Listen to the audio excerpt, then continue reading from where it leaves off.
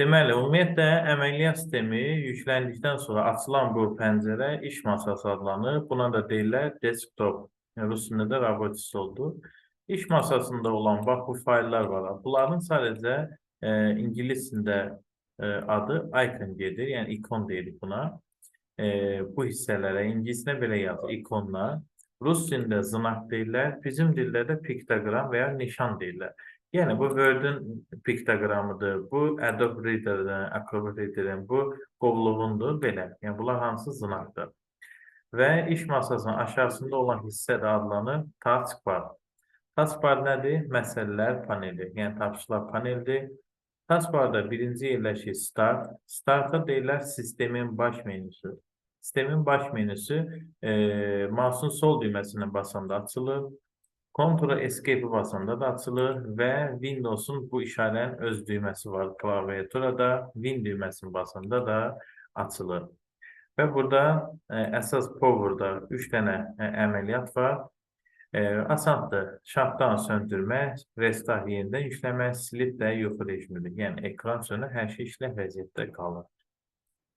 Taskbarda olan bax bu fayllar, bu faylları əslində istəsən buradan çıxarda da bilərsən. Unpin from taskbar və yaxud oraya yapışdıra da bilərsən, bərkidə də bilərsən. Pin bərkitməkdir. İndi mən Paint-i bərkitmişəm deyənə unpin yazılır. İndi mən unpin eləsəm Paint çıxır. Və istəyirəm yenidən tapım. Ta ki Paint-imi tapıram. Sağ düyməni basıram. Starta da bərkidə bilərsən, taskbarda da. İndi mən taskbara bərkitdim. Belə.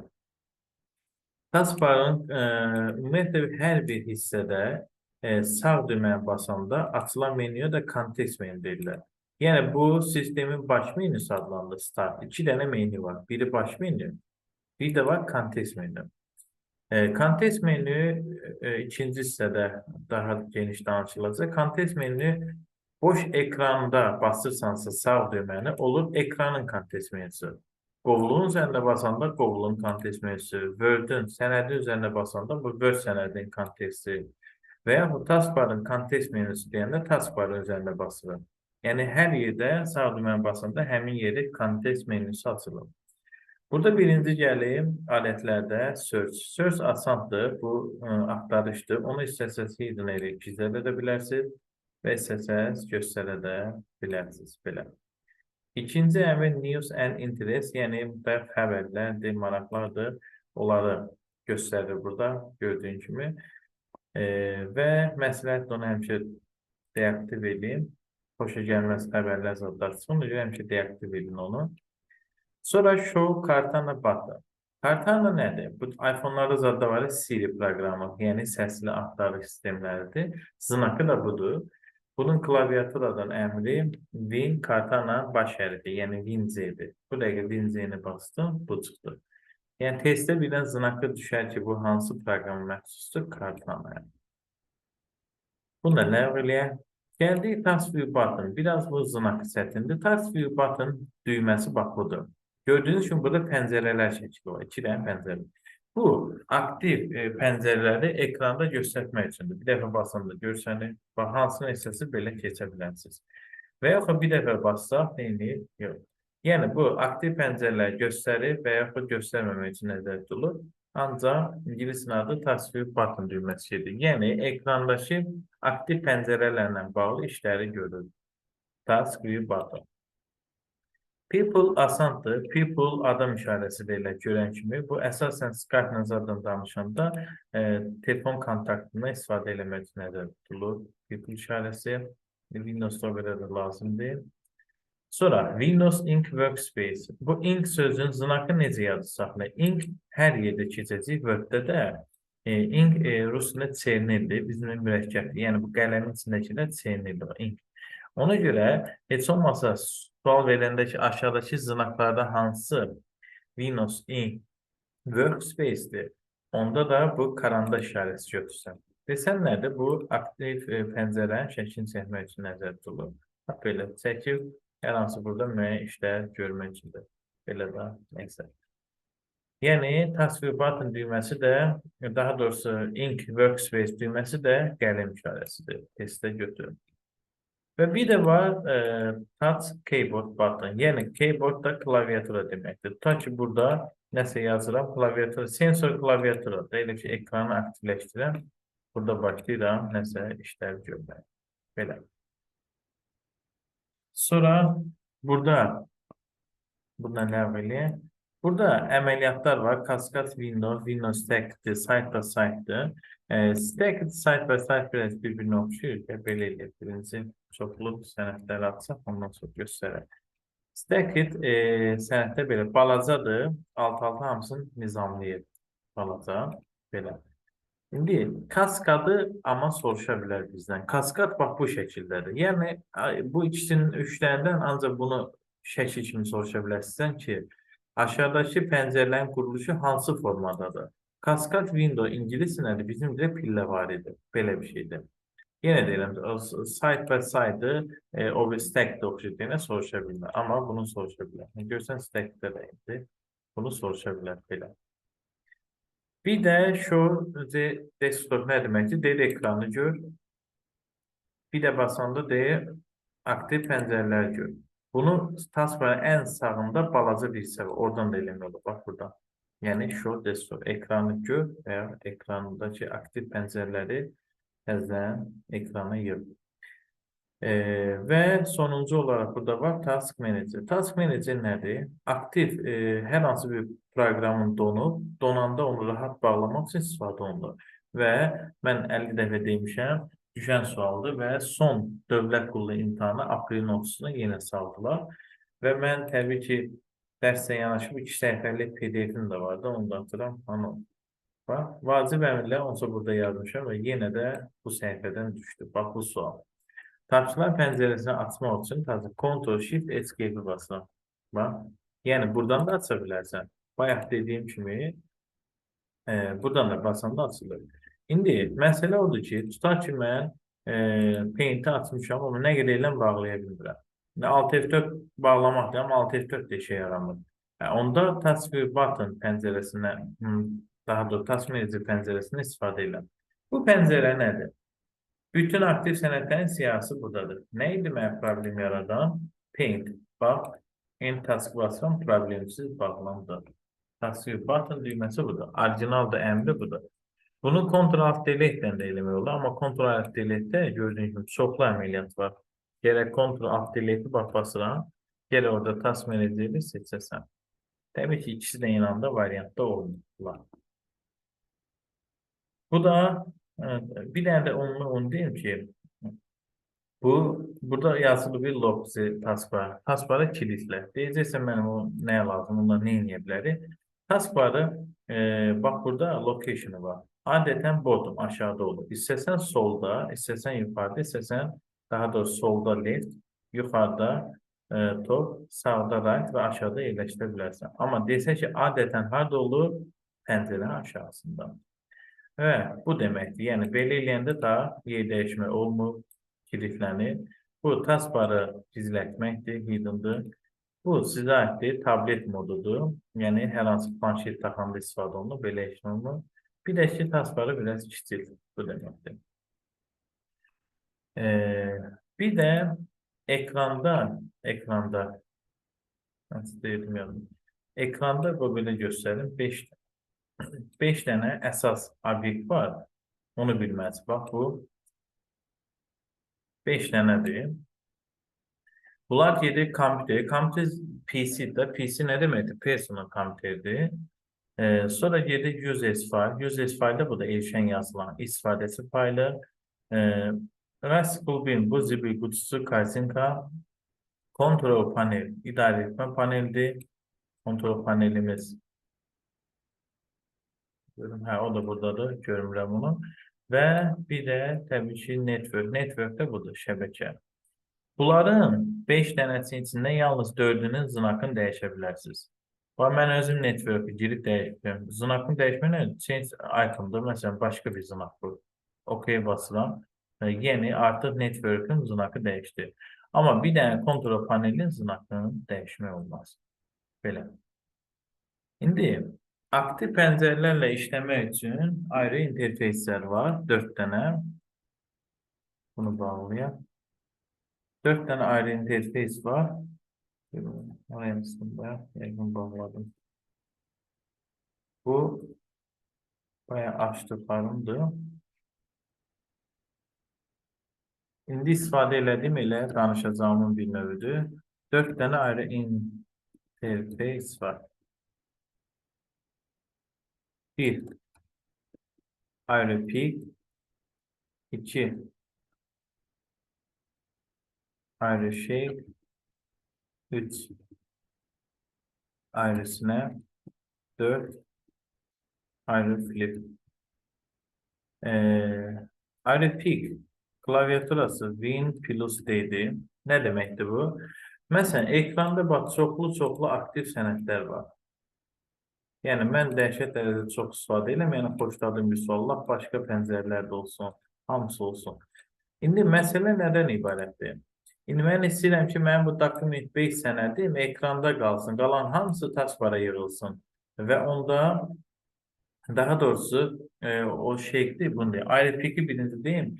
Ben istəyirəm ki, bak bütün aktif sənədlər hamısı taskbara yığılsın, birbaşa iş masasını görüm. Normalde iş masasını görmək üçün nə edirəm? Baxın, belə edirəm, görəm yenə pəncərə var. Yenə var. Və nəhayət tapdım. Amma bu bizim vaxtımızı aparır, yəni çoxlu vaxt aparır. Onda mən nə edirəm? Götürürəm ayrı pik, yəni Windows-ni basıram, bax belə. Birbaşa iş masasına baxmağa imkan verir. Yəni klaviaturada istədiyiniz vaxtı Windows-ni basan kimi tez iş masası görsənəcək. Deməli, ayrı pik nədir? Ekrandakı bütün aktiv pəncərələri taskbara yığıb birbaşa iş masasını göstərir. Bunu dedi ki, taskbarın ən sağında show desktop əmridir. Yəni eyni budur. Ayrı şey nədir? Bu da yaxşı bir əmrdir. Win Home'dur.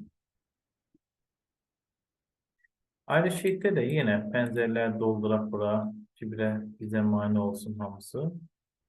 Deməli, indi istəyirəm ki, mən bu document 5 sənədim, bayaqda mən bundan çoxlu istifadə edirəm. Document 5 sənədim qalsın ekranda, qalan hamısı yığılsın taskbara.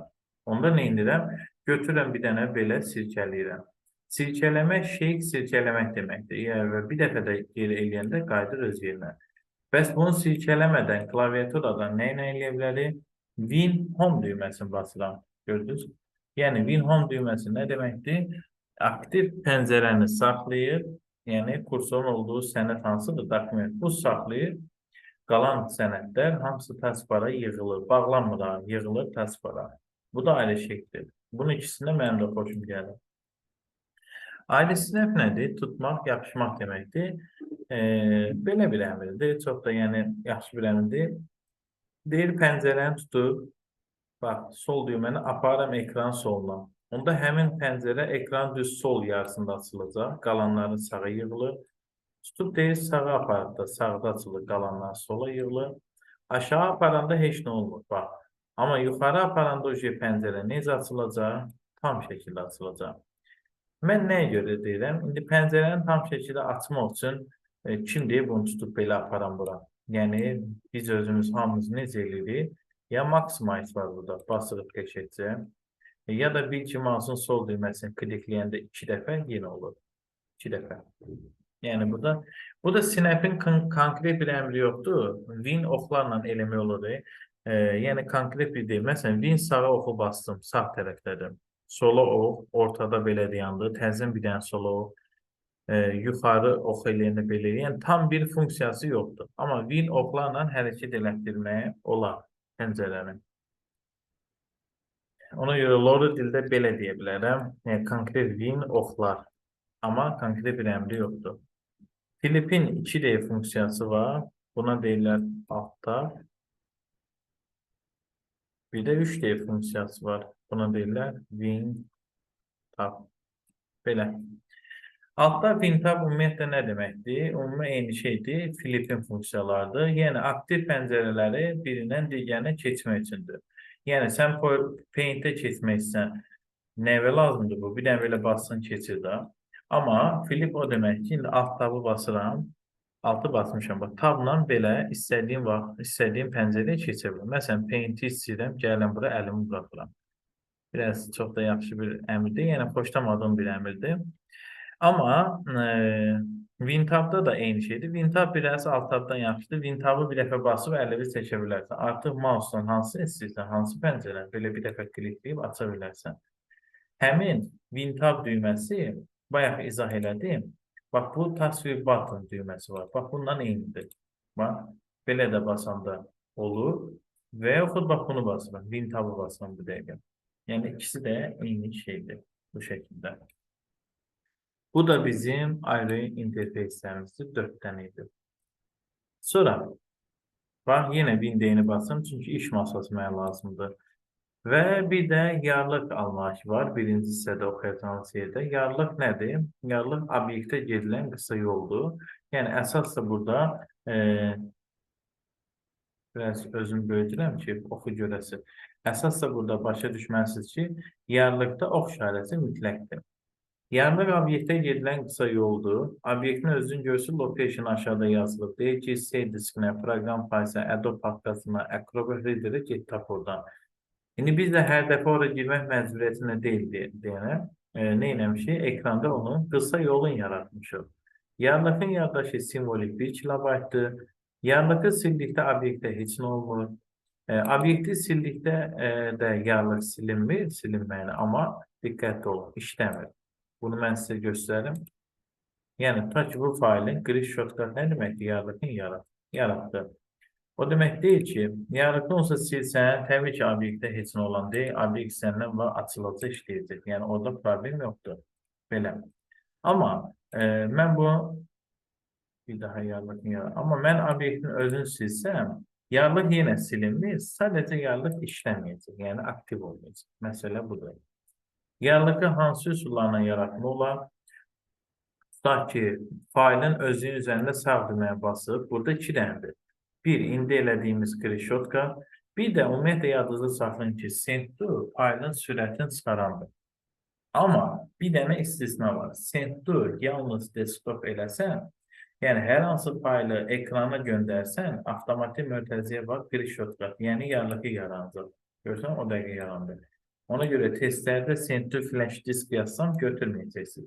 Amma send to desktop yazsam götürəcəksiniz. Bu failin kontekst menüsündə 2 dənədir. Bəs belə tutub sağ düymə belə çəkəndə də oldu. Amma o həmin giriş shortcut elə bu giriş shortcutdan eynidir. Yəni fərqli bir funksiya deyil. Bəs boş ekranda yarlıq yaratma olarmı? Bəli. Nəysə kopyalayanda həmin kopyalədiyimiz failin paste shortcut yarlığını da yarada bilərik. New'dan girib yarlıq da yaratma olar. Deyəcəksiniz müəllim, bəs nəyin yarlığını? Təbii ki, buradan girib gəlir özünüz girib seçəsiniz. O da vaxt aparır. Və ən əsas klaviatura kombinasiyası. Ən çox tələb edilən ilişdiyi. Ctrl, Shift mouse'un sol düyməsini tutub çəkəndə obyektin yarlığı yaranır. Və bir də Alt mouse'un sol düyməsini tutub çəkəndə obyektin yarlığı yaranır. Belə. Bu da yarlıqla bağlı əməliyyatlardır. Sonra var idi həmin yerdə deməli pəncərə. Pəncərənin 4 dənə tipi var. Tətbiqi sistem proqram pəncərəsi, qovluq pəncərəsi, sorğu, dialoq. Məsələn, hər hansı bir Word-ı açıramsa hər hansı bir Word-ı açıramsa, bu açılan pəncərə təbii ki, olacaq tətbiqi proqram pəncərəsi. Və burada var help. Bu, sorğu pəncərəsi gedir, kömək sorğu pəncərəsidir. Və yaxud burada nə isə yazıb pozuruqsa, belə bir şey açılır, saxlayan teli eləmir. Bu, bizim dialoq pəncərəmizdir. Və bir də ki, qovluq pəncərəsi hər hansı bir qovluğa daxil oldu, açılan pəncərədir.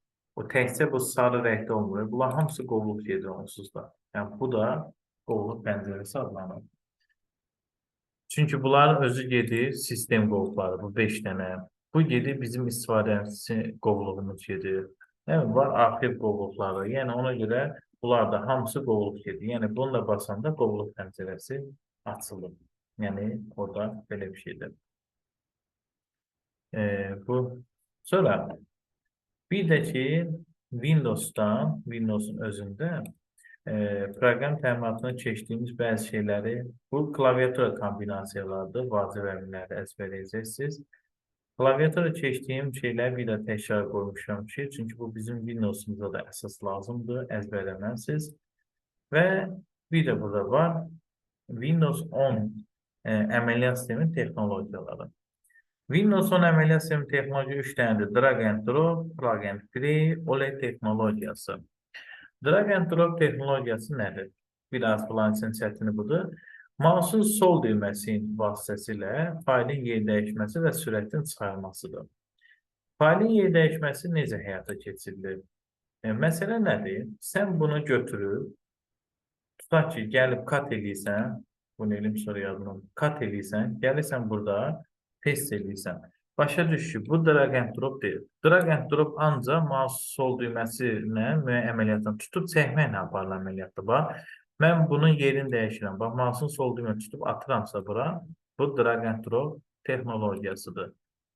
Bu, mouse'un sol düyməsilə tutub atmaq faylın yer dəyişməsidir. Bəs orada var idi ki, faylın sürətini də çıxartmaq. Təbii ki, qara rəngdə qoymuşam, əzbərəməz. Faylın sürətini çıxarmaq belə baş verəcək. Ctrl mouse'un sol düyməsi ilə tutub çəkdikdə. Bax, təkcə sol düyməyə bu yer dəyişmədir. Amma mən bunu kopya eləyirəm və sonra paste eləyirəmsə, başa düşün ki, bu drag and drop deyil. Əgər mən Ctrl mouse'un sol düyməsinə sürüşdürəmsə, hə, o drag and dropdur. Yəni, başa düşün ki, drag and drop mouse'un sol düyməsi ilə sürüşdürmə əməliyyatlarına aparılır. Yəni, texnologiya budur. İkinci gəlir plug and play. Bu proqram təminatını demişdik. Bəzi periferiya qurlar var ki, onları taxanda onun driveri avtomatik kompüterə neyini tanıdır. Yəni, gündə bir flash kart taxa bilərsən, CD, DVD taxa bilərsən, proyektor taxa bilərsən, səndən driver istəmir. Amma daha böyük qurullar olanda, scanner, printerdə, monitorda, hə, onda driver istəyir. Deməli, plug and play nədir? Bəzi periferiya qurlar var ki, onlar kompüterə taxanda avtomatik onun tanınmasını təmin edir. Yəni, qoşan kimi driveri özü yükləyir. Ona görə deyir, qoşdun, işlət keçsin. Və sonuncu, OLED texnologiyası. OLED texnologiyası obyektin yerləşdirilməsi və əlaqələndirilməsidir. Yəni, burada yazılır, nə yazılır? Cari istifadə olunan fayla digər fayllardan məlumat daxil edir və ya həmin fayllarla əlaqələndirir. Bax, bunu mən praktiki təbii ki, göstərməliyəm. Bu, OLED texnologiyası. OLED texnologiyası nədir? Sən öz sənədindən çıxmadan hansısa proqramı aça bilirsənsə, hansısa internetdən və ya hər hansı bir yerdən obyekt daxil edə bilirsənsə, OLED-dir. Məsələn, mən tutaq ki, girirəm, gedirəm, biri var, açıram Google Chrome-u, orada bir şəkil, hər hansı bir şəkil tapıram, kopyalayıram, gətirib yapışdıram, o OLED deyil. Amma mən cari sənətdən istifadə edərəm. Məsələn, online picture. Deyirəm internetdə, özüm də yazıb tapa bilərəm, amma burada da var. Məsələn, hər hansı bir şəkil əlavə edirəmsə, bu nə olacaq? Bu olacaq OLED texnologiyası. Mən cari sənətdən çıxmadan internetdən şəkil əlavə elədim. İkinci məsələ. Məsələn, biri var, bunu belə büküm. Gəlirəm, tutaq ki, nə deyim, məsələn, bu budursun. Tutaq ki, printə girəm. Məsələn, buradakı faylları götürüb kopyalayıram və təzən qaydıram öz sənədimə, məsələn, burada idim və paste edirəm. Bu OLED deyil. Çünki mən sənəddən çıxdım, getdim, onu açdım, kopyaladım, gəldim. Bəs belə eləsəm OLED olarmı? Məsələn, hər hansı əlavə proqramları açaramsa, bax, nə qədər proqramlar var. Bu OLED-dir. Və yaxud girirəm buradan, text from file var. Məsələn, bayaqki epizodu indi eləmək istəyirəm. Hansıydı? Print deyildi bayaqki. Bax, 2 dəfə basıram, print gəldi, düşdü bura. Bu OLED-dir. Yəni, cari sənətdən çıxmadan hər hansı faylları gətirə bilirsənsə, obyektləri gətirə bilirsənsə, OLED-dir. Bəs deyəcəksiniz, burada müəllim, obyektlərin əlaqələndirilməsi nədir? Məsələn, mən Excel-i necə açıram? Tapıram Excel-imi, Excel və basıram üstündən, mənim Excel-im neynədir? Açıldı. Düzdür? OLED deyil bu. Amma mən Word-dən çıxmamış aça bilirəmsə, o OLED-dir. Məsələn, bu yalnız charta aiddir. Hər hansı bir diaqram əlavə edəndə, bax, Excel avtomatik aktivləşəcək.